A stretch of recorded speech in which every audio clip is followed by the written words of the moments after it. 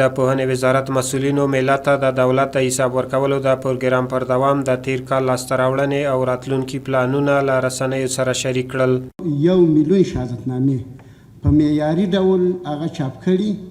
او په هغوی کې 14 رمزونه کار سوي چې هغه هره مطبعه نشي چاپولی او په هر دکان کې نه چاپیږي. مخته به تاسو خبر یاست چې د شهادتنامه به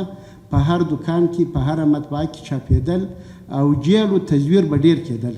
هلته به حقوق د فارغینو ضایع کېدل، د ملت حق به ضایع کېدل. نو موږ دوم دا کار کړی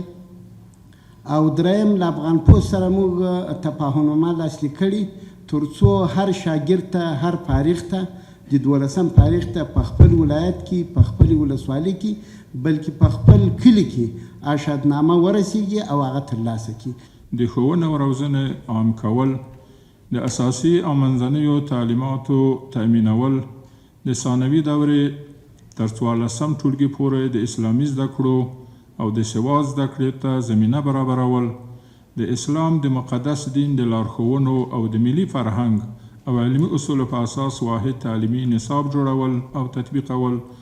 په هیواد کې د بېسوادۍ د له منځه وړلو په موخه د اغیزمنو پروګرامونو جوړول او تطبیقول، د کوچیانو په شمول د ټولنې د ټولو قشرونو لپاره د ښوونې او روزنې زمینه برابرول، د ښوونې او روزنې د پرمختګ په موخه د ښوونکو روزنه او مسلکي وړتیا لوړول،